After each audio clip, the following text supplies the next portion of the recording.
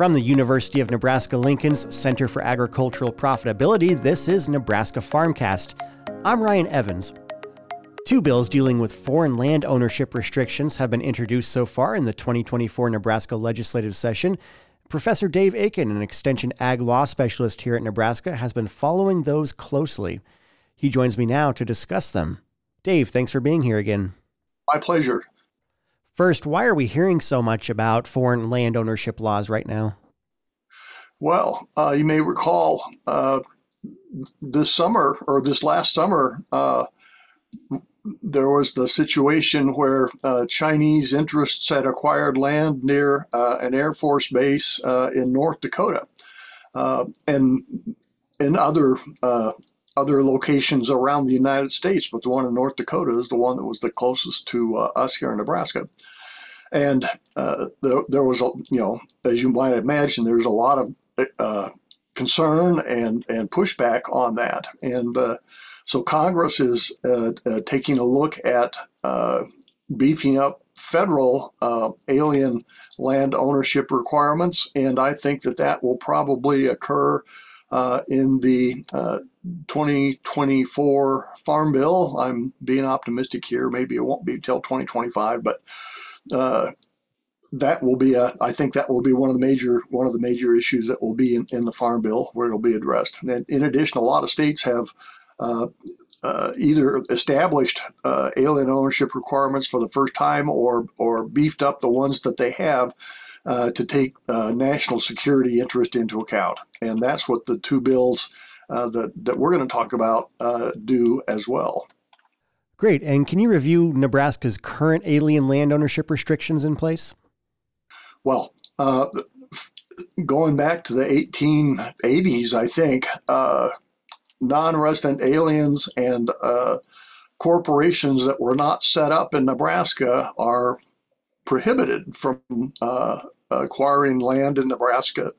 And this includes leases for longer than 5 years. But there are also some exceptions, the main one being for land within 3 miles or within the boundaries of cities and villages, and land used for manufacturing, industrial, or utility purposes. Those are all exempted. So then who enforces those restrictions? Well, they are, once violations are discovered, the local county attorneys can go to court to enforce the restrictions, enforce the land to be sold. But the problem that we have is that we don't really have a system that's designed to find out whether these sorts of purchases are happening, and that's one of the issues that the legislature, I think, is going to take a look at. So how are they looking at changing these issues? Well, both of the bills that have been introduced are concerned about land purchases near military installations, but they take slightly different approaches, and frankly, they may end up being combined into a single bill. We'll just have to see what happens. The first one is LB, or Legislative Bill 1120, and that was introduced by Senator Brian Hardin of Gering. And then whenever, under this proposal, LB 1120, whenever land is sold within 10 miles of a military installation, including those in neighboring states that are, close enough to the border, the buyer has to sign an affidavit certifying or swearing that they are not affiliated with any federally identified foreign adversary countries or their citizens, and that's China, Russia, Iran, North Korea, and so on. And then the affidavit has to be recorded with the county register of deeds in order for the land sale to be officially recorded. And if there's no signed affidavit, the land sale does not go through. That is, you can't file the deed establishing who the new owner is. And so, that's the approach it takes. Now, interestingly, this bill excludes Douglas and Lancaster counties. And I don't know if I'm not quite sure why that is, but anyway, that's 1120. Thank you. And how about the other bill, LB 1301? Okay, the second one is from the Pillen administration. It's LB 1301, and it was introduced by Senator Barry DeKay of Verdell, and it would establish the Foreign-Owned Real Estate National Security Act.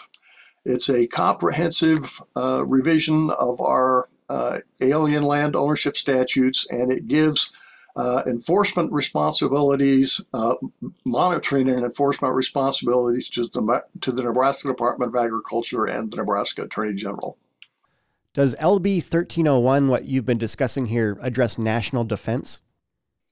Yes, it would prohibit non-resident alien land ownership by countries or citizens of those countries that are on the federal foreign adversary list or similar lists, and that those bans or prohibitions would be within 10 miles of the active federal military installations, and that would include missile silos. And the Nebraska Real Estate Commission would prepare maps identifying these areas, the 10-mile radiuses around the military installations, and then update them every year. So what would enforcement look like with these bills?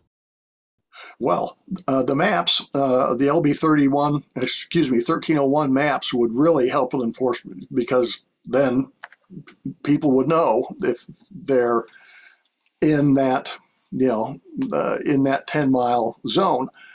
And so citizen concerns regarding potential alien land ownership violations then could be reported to the Department of Agriculture or the Attorney General. The Agriculture Department would investigate it, and then if violations occurred, the land would be required to be sold. And if that doesn't happen voluntarily, then the Attorney General would take them to court.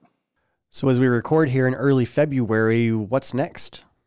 Both of these bills will be heard in early to mid-February. 1301 will be heard by the Ag Committee on Tuesday, February 6th, and 1120 will be heard by the Banking Committee Monday, February 12th. And if they are reported out of committee, then they go through the regular legislative debate process after that. Thanks, Dave. And are there other things you're watching with these, or any other final comments? Well, as we all know, this alien land ownership has become a pretty hot topic. And so I would expect these bills to have a lot of support in unicameral. They're being pushed by the governor.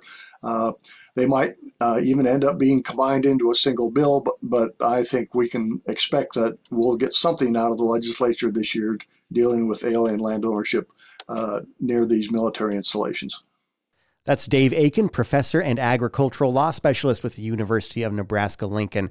Dave, thanks so much for the great information, and as always, for keeping us up to date on what's happening in the legislature.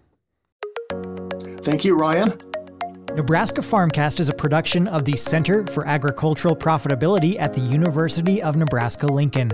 For the latest research-based information and education resources to manage your farm or ranch operation, visit our website at cap.unl.edu. That's cap.unl.edu.